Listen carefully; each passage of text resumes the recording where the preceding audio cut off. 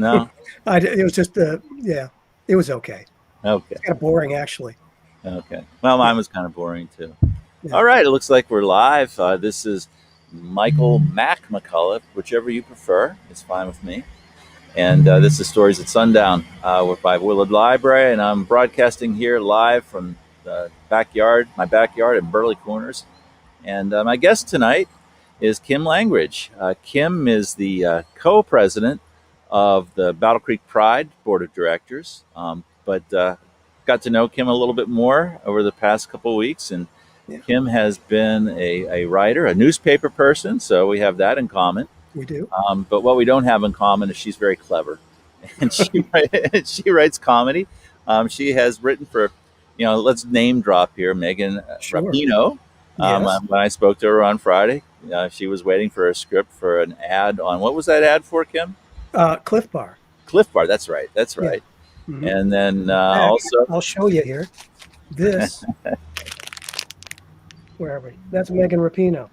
yeah, Yeah, commercial. Have you ever had and commercials on Stories at Sundown?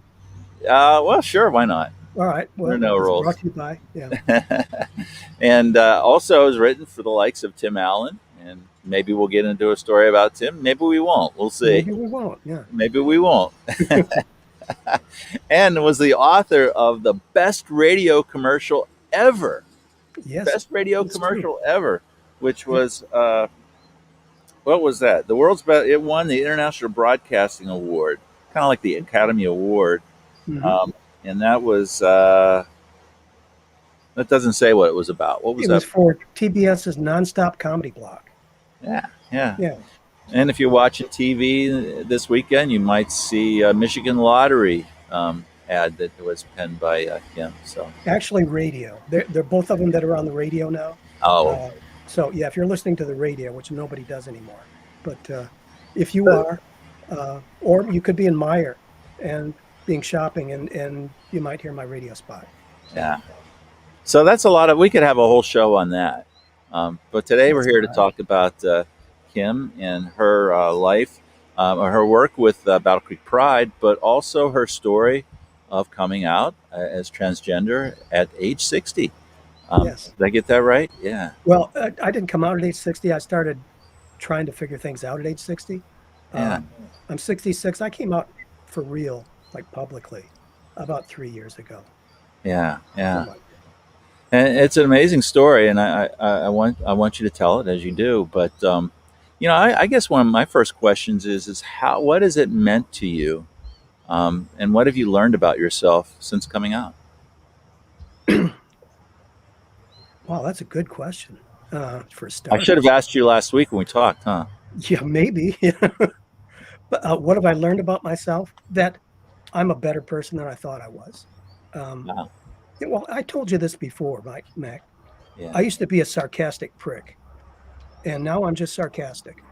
Um, Honestly, I think I'm a better person now. I have more friends. I think I treat people better. Um, and it's kind of like, the lion with a thorn in its paw. Uh, Yeah. I just wasn't happy. And when you're not happy, that prevents you from doing things and expressing yourself in the right way. And once I transitioned, I realized that, this is who I am and I can be who I want to be. And that made everything easier. Yeah. Yeah. So, So actually the last time we talked, I started with a confession, and I think in full transparency, I can make a similar confession right now without yeah. divulging any identities. One, I got involved while working at Willard Library with BC Pride a couple of years ago, on just being a partner on the Pride Festival in July. It's been a lot of fun. And my confession to you was that one particular meeting, I was sitting in a room, and there were people who are drag performers. Um, I don't want to speak for anybody, but I was sitting there and thinking, surprised at myself for feeling a little uncomfortable, Yeah. and it just because I don't think I'd ever been in a situation like that, and it was a real surprise to me. And you said, "Me too." Yeah, Sometimes. absolutely. So Um, talk about that. Well, it's I guess it's kind of ironic that I'm the oldest person on the board of directors at Battle Creek Pride, but I'm the least experienced. And for 60 years of my life, well, I knew at age 4 that I was transgender, but I didn't know what that meant. I just knew I was different. There wasn't a word for it back then. Yeah. But so I was socialized and tried my hardest to believe that I was just a cisgender male, like, my brother and all my friends. And yeah, I told jokes I'm not proud of now. Yeah. Um, I was, just like pretty much anybody else. I wasn't enlightened just because I was trans, Yeah. because I didn't know it. I know better now. Uh, that goes to being a better person now, I think, too. But I Yeah. understand, you're self-aware. That give yourself credit for that. And yeah, it takes a while for people to come to grips with people who are different from them. Yeah. So I Yeah. get it. It's Yeah. yeah. Well, we're under so much socialization and Mhm. yeah, I mean, we all are who we are, right? Yep. And the thing about a lot of trans, and this is one of what we want to talk about. When we say living in a closet, we mean not being yourself, not being who you are. In other Yeah. words, trying to fit in. Hmm. And so, folks, in my situation, you only know the people you're around, and for me, it was just like, okay, Mr. Liberal, what's that about? You know, Hmm. and I have to say that all it took was time, right? All it Yeah. took Yeah. was getting to know people, getting to know them as people. Hmm. Um, but I thought it was worth mentioning to you that I mean, I think I'm still on a journey about all kinds of differences. Not Hmm. just gender, not just sexual preference, but different cultures, different backgrounds, Yeah. all And that at stuff. least you're willing to go on that journey too. Yeah, A lot of people just they won't go down that road. So right. It's hard. It's mhm. hard to admit when you have a feeling like that of discomfort, because okay, Yeah. does that mean I'm a bigot? Does that mean this, that, or the other thing? The truth is, Mhm. we all carry that bias, We some do. biases. Yeah. We do. Yep. And so so you mentioned that you knew who you were at 4 years old, Hmm. and you've told me that story, but why don't you tell it again here? Okay. Well, when I was 4 years old, and I know I was four because I was able to kind of historically document this. Um, my parents, we lived on a farm, dirt road, not much traffic. They allowed me to go across the road to get the evening paper, the Battle Creek Inquirer. So I got to look both ways, go across the road. That was one of my little things that I could do. And I would always, on the way back to the house, I would look at the front page before I brought it in to bring it to dad. And I looked at it one time, and there was a picture of a woman, and she looked different. She's really pretty, but just she didn't look like every other woman I saw.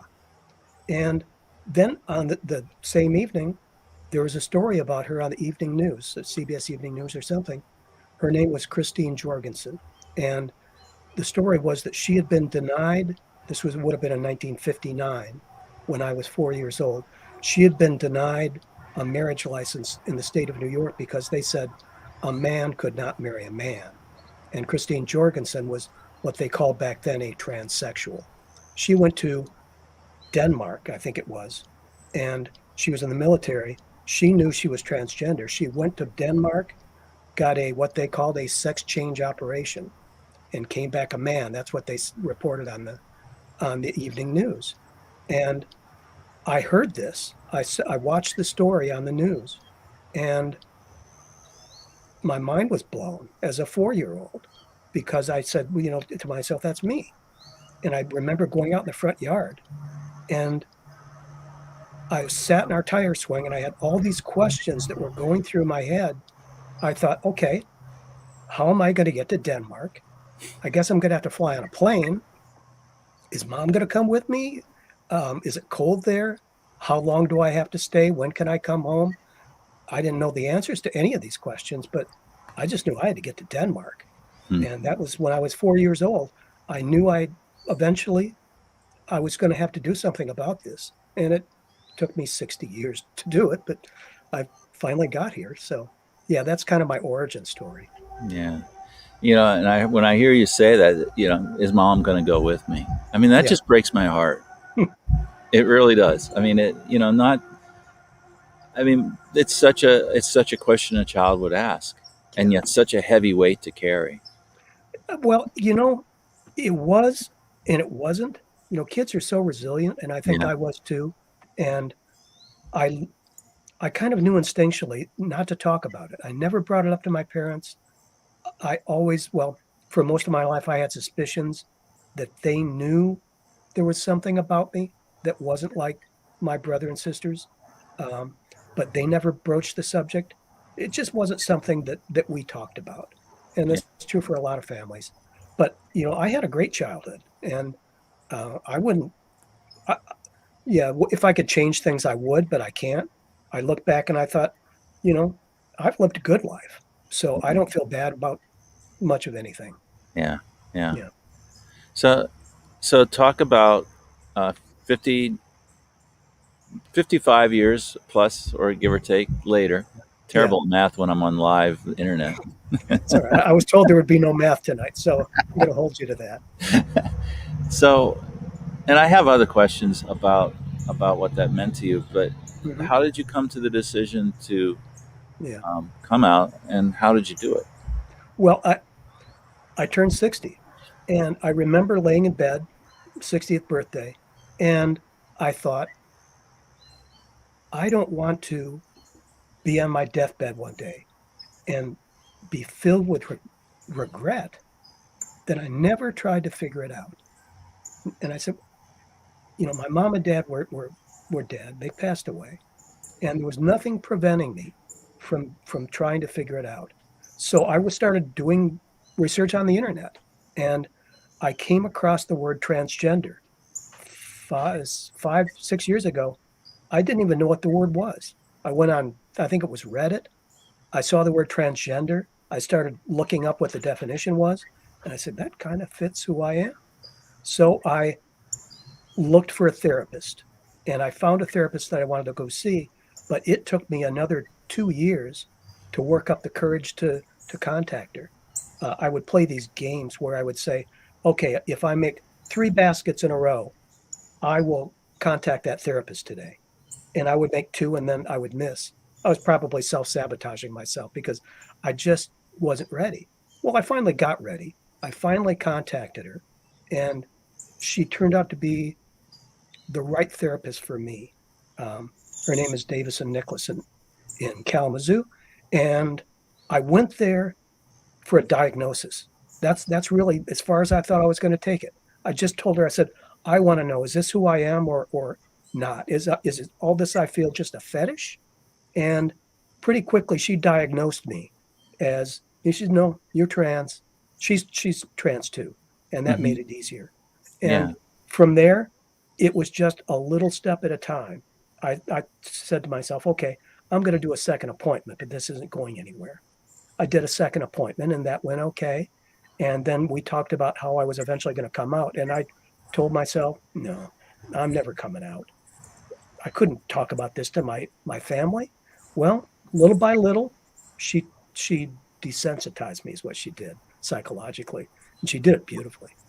And eventually, I got the courage to come out to my family, and then a few friends, and then she encouraged me to look into volunteering for Battle Creek Pride, and that made all the difference.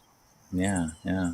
That's Well, where I am now. and you came out to a lot of people, at least outside of your immediate family, in the newspaper. I did. Yeah.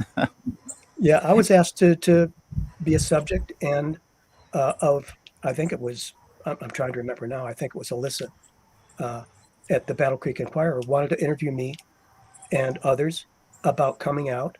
And so I told the story that I told you. And I knew that there were people in my family, cousins and like that, who I had not approached and I had not informed. Just never got around to it. Didn't Yeah. have the, yeah, I don't see them on a regular basis. It was just easier not to. So it was a lack of courage on my part. But I knew that they would probably read the Battle Creek paper and they would find out that way. I kind of Yeah. felt badly about that, they had to read about it and not hear about it from me. But Yeah. I got a really nice note from a cousin of mine who was very understanding. And Mm. I haven't lost too many friends by coming out. There are a few that I've lost. I haven't lost them as friends, but I've lost them as contacts. And I Right. think it might have something to do with me being trans and just they don't know how to handle it. They don't know how to approach me. Yeah. And so I take as much responsibility for that as maybe they do. Sure. Yeah. Yeah. You talked before about the time between you decided, well, one, you went looking for a diagnosis. You weren't even sure Mhm. you were ready to believe yourself. No, no. And so, what was that fear or hesitancy about? And you know, what was it? Well, Was it fear of losing friends? Was it fear no, of being it wrong? wasn't. Well, I think probably I had some sort of an understanding of what it would mean if I were transgender and where it would lead me. And I wasn't sure I was strong enough to go there. Yeah. But I I read something, and this had a big impact on me. Um, I read something about being transgender. When you realize that you're trans, you come to a fork in the road, and you can take either path. You can take the road to transition, and that road is steep and rocky and tough to negotiate. It's scary. Or you can take the other road, and that road is pretty much the one you've been traveling. It's flat, it's featureless, it's just what you know. It's very Yeah. safe. But that road doesn't take you where you need to go. It's a circle, and it eventually brings you back to where you are at that crossroad, and you have to make that decision. And I traveled that looping road over and over. A lot of trans people do until they're ready to take the other road to transition. But you're always, once you realize and come to understand and accept that you're trans, you come to that crossroad. Yeah. And you can choose to never take that road to transition. And a lot of people don't. And they're okay. But I knew that I had to eventually take the road that led me here. Yeah. You know, you, I'm just thinking about what you're saying. I mean, you spend your whole life, we all do. We all spend our whole Mhm. life constructing this image of who we think we are, Yeah. or maybe in some cases, who we think we ought to be. Um, Yeah. and it's really, really hard to let go of that. It, I did a program with Jose Orozco, and we talked about a book. And of course, now I'm on live internet, so I'm going to forget the title of the book. But it was essentially about this leader in a white supremacist movement who, by degrees and degrees and degrees, came to see how wrong how he was Mhm. raised to be was, and finding the strength to really let go. I mean, it was hard, Yeah. even though he knew it was the right thing to do. And Yeah. that kind of sounds a little bit similar. I mean, It does. I would relate to that because I wasn't happy with myself. It's very hard to be happy with yourself when you're not who you know you should be. And there's I'm trying to remember the quote. Um, you're never too old to be who you always were meant to be, or something like that. yeah, And, that was true for me. Um, so what I was giving up was something I knew, but I had this very strong feeling that if I could get to where I wanted to go, it was worth the risk. yeah, It was a risk reward thing, and the risk turned out to be well worth it for me yeah, for yeah. what I gave up. You had a quote in that Inquirer story that you think everybody has two comings out. Coming is that? I mean, I'm not saying it right, but I'm paraphrasing. Say it again if you can Um, to well, yourself yeah, and to the people around you. yeah. We come out to most people think of the coming out as telling your friends and family, Yeah, and you know, uh, to me that's like ripples in a pond where you make the exploratory throwing of the rock in the pond, then it's all the ripples, all the thing that reaches out and reaches people. But your first coming out story is to yourself, I think. yeah, And that is an interesting process. When yeah, you commented about how you had this self-realization that that you weren't comfortable Yeah. around people who were different, whether they were drag queens or trans or whoever. That wasn't, a comfortable realization for you. It wasn't comfortable for me to realize that, you know what, I'm trans now. I always have been. And, you know, I had to come to that realization too, that I've been trans, I'm 66, but I've been trans for 66 years and 9 months because this is the way I was born. And so that's a coming out too. When you finally understand, accept, and realize that this is who you are, then you make the choice to do something about it or not. Yeah. I read this quote today from a therapist, Madeline McCullough, no relation that I'm Yeah. aware of, but I Okay. thought, hey, the name's there. I'm gonna read it. Sure. And she defined coming out as stating the truth about who you are.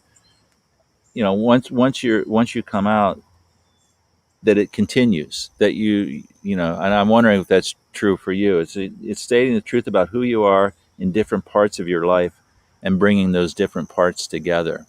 And so she Yeah. really described it as an ongoing process that will happen Hmm. for years. And has that been your experience? Absolutely. Yeah.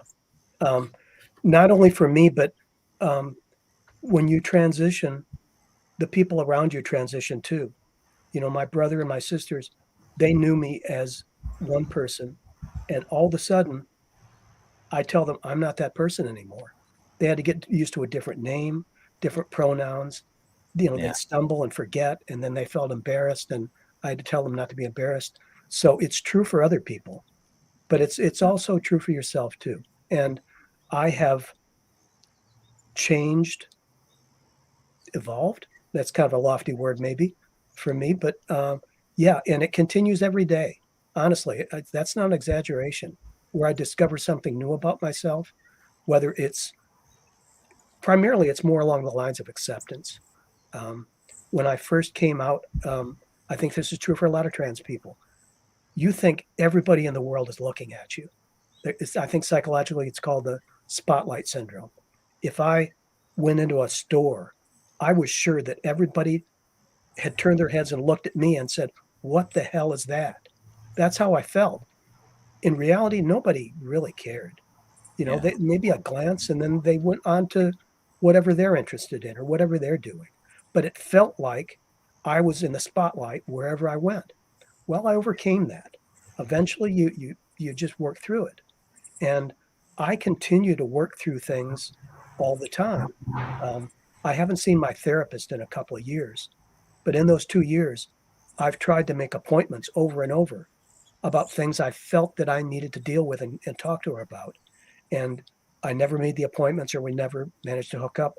And I worked through them, being kind of my own therapist and yeah. going on walks and talking about it to myself, sometimes in the car, sometimes, walking along the road. And I started to answer my own questions. So, yeah, it is a process of self discovery that goes on. There's your good friend Charlie, who still claims to be the best president in BC Pride history. He's But got cred. Yeah. yeah, he's got Yep. credit. Hmm. I'll put up the joke. It didn't seem like an appropriate time to. Not only was there no math, there's no cell phones because Ken doesn't Thank you. use a cell phone. Thank you. Yeah. I don't know how much time we have. I could tell you the reason why. Tell me the reason why. All right. I think this is one of the reasons why. I'm not a Luddite, you know. Uh, I'm clever enough to figure out how to turn a cell phone on. So Yeah, it's not that.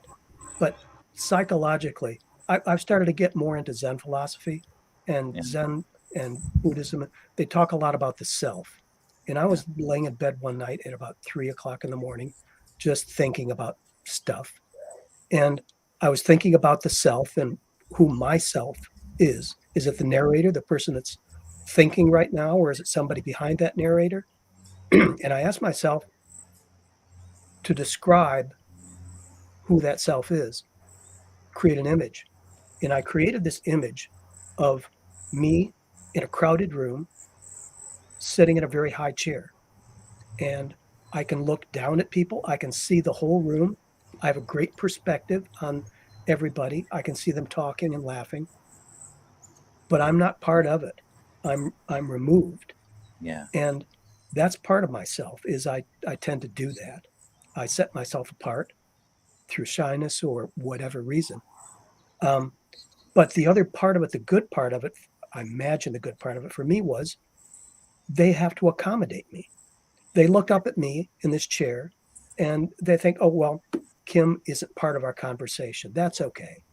And then they come up to me and they talk and they tell me what they were talking about and laughing about. And then they go back and they converse among themselves. And I sit in this high chair. And I'm not sure psychologically what that says about me other than, you know, I need, there's more things to work on. But that's part of the reason why I think I don't have a cell phone because, and that's kind of maybe a stretch, too many dots to connect. But if I don't have a cell phone, people have been extremely kind. They accommodate me. And Huh. unconsciously, I think I enjoy it. They they read my emails and they call me on the phone, the landline, Yeah. to reach me. They go out of their way for me, and I appreciate it. And yeah, I'll get a cell phone one of these days. I'm Oh, you working think on so? it, but Okay. maybe. Maybe. Yeah, I don't maybe. know. I mean, sometimes, I mean, mine's never leaves my side, but it And that's wasn't the that other long. thing.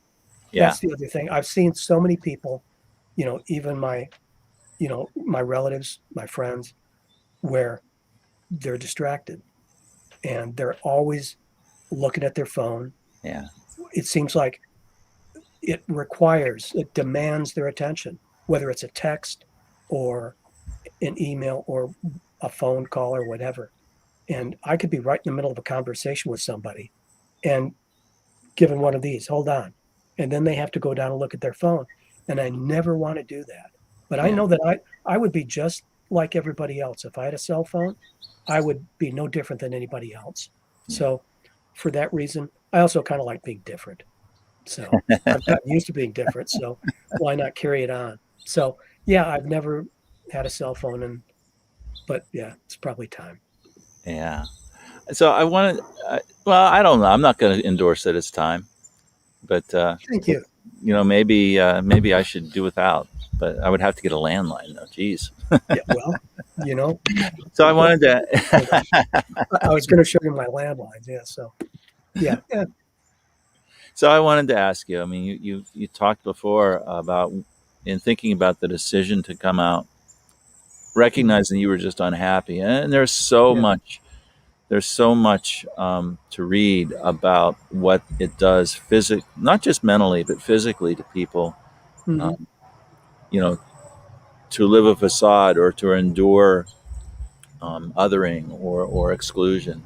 Yeah. Um, and I want, I guess my question is, did you feel that? And do you think that I hear you describing your life now is so much freer, so much more comfortable, Yeah. so much more open. Yep. Um, you felt that too. Yes, but I didn't feel it until I got that diagnosis. Um, I was, I was ready to just, I was 60. I was ready to play out the string and just say, all right, these are the cards that were dealt to me. I can make it to the end. I don't have to do this.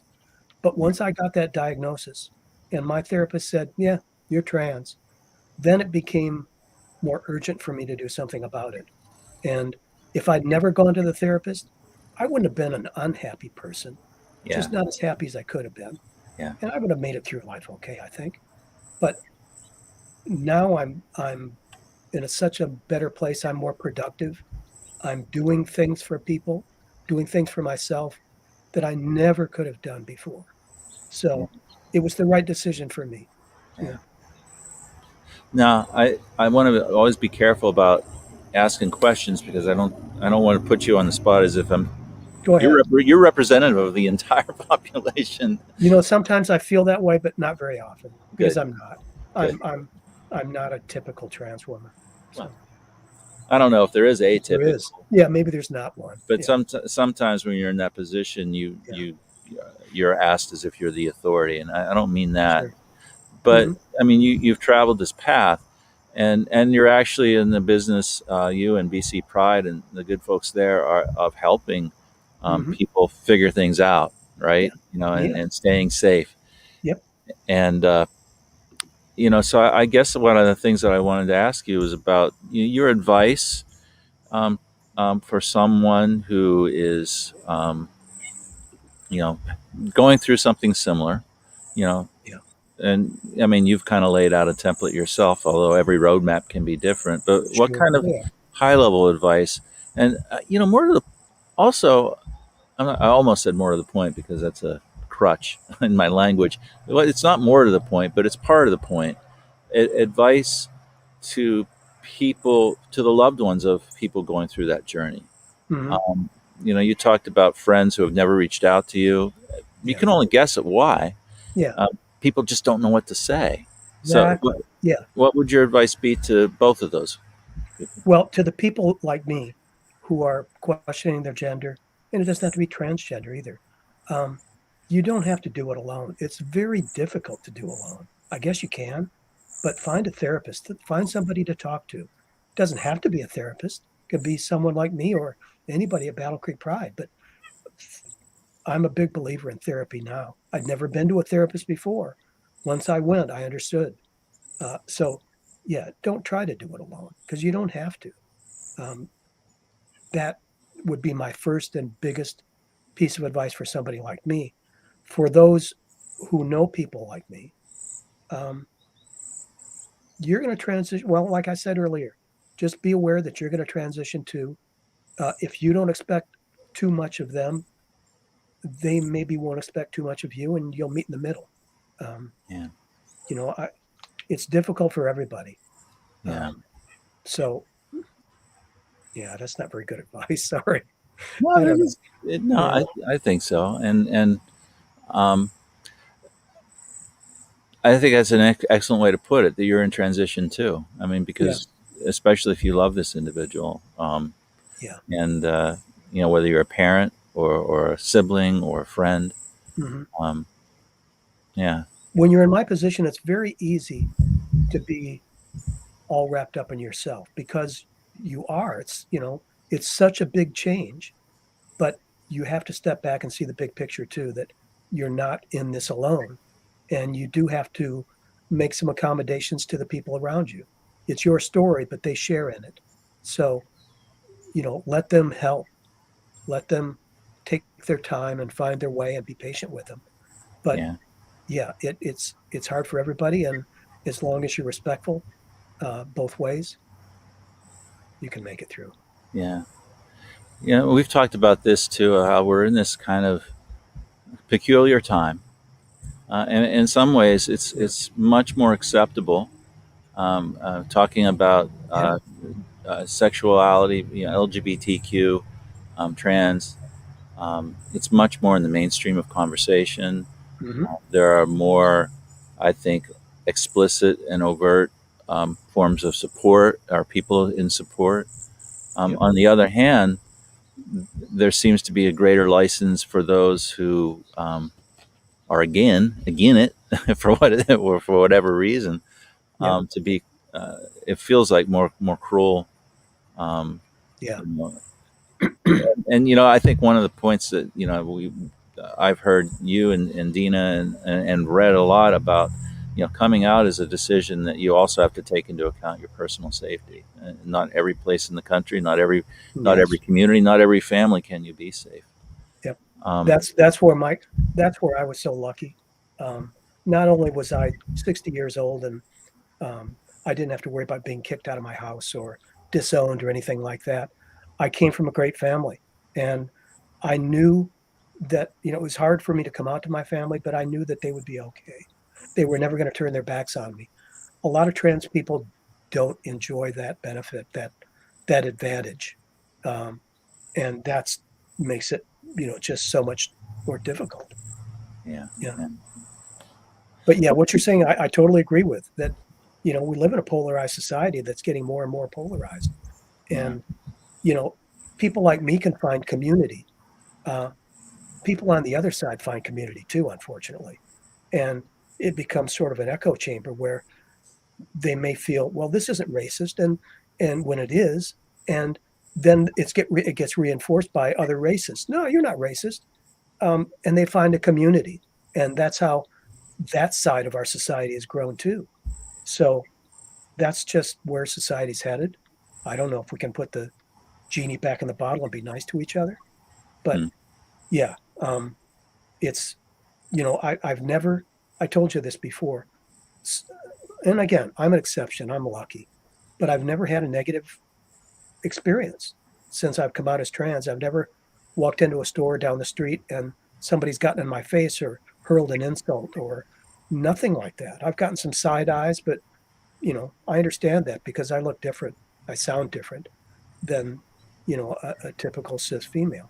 And Yeah. people are puzzled. They don't know how to react to someone like me. So if they stare at me, I understand. I don't feel badly about it. If you saw a unicorn walking down the street, you'd stare at it. So, I'm kind of that unicorn for a lot of people, and they're trying to figure me out. I get that from little kids a lot too. Yeah. Little kids, they've got some sort of a radar. I mean, like babies, where they just lock their eyes on me, Yeah. trying to figure out what is that. And it's amusing to me. But yeah, well, as I was saying, I got lucky in the family I was born into, maybe the city I grew up in, and the friends I've had. I haven't had a negative experience, so Yeah. I don't worry about my safety. Maybe that's foolish, but I know that most people aren't in my situation too. Yeah. Yeah. Well, I'm glad for that. I'm Me glad too. that, yeah. And, I guess one of the things you just said, and and props to you and all your allies and BC Pride. I mean, the anecdote is, or not, yeah, or not the anecdote, the antidote. It's live internet, Kim. I can't talk. Hey, don't Um, worry about it. building community, Yeah, yeah, and that's what I think has been so exciting about seeing that yeah, growth. yeah, Seeing that come about. yeah. When I told you this, the best piece of advice my therapist gave me was to volunteer for Battle Creek Pride. Um, she was right about everything she told me, but that piece of advice, I think she kind of knew where it was going to lead, and all it took was that one step of volunteering and dipping my toes in that water, and then um, the doors opened, and yeah, it was good.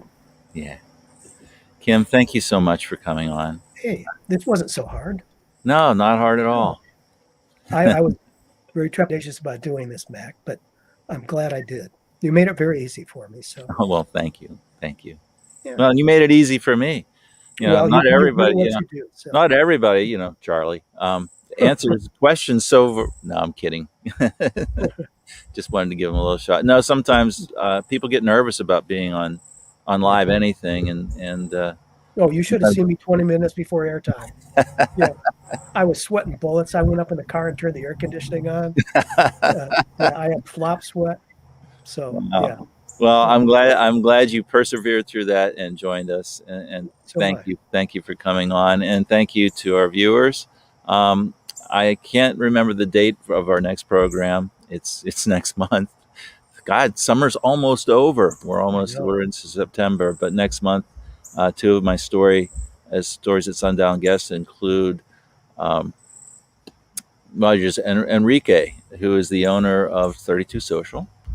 He'll be with me, and also James Smith, who is a locally published self published author.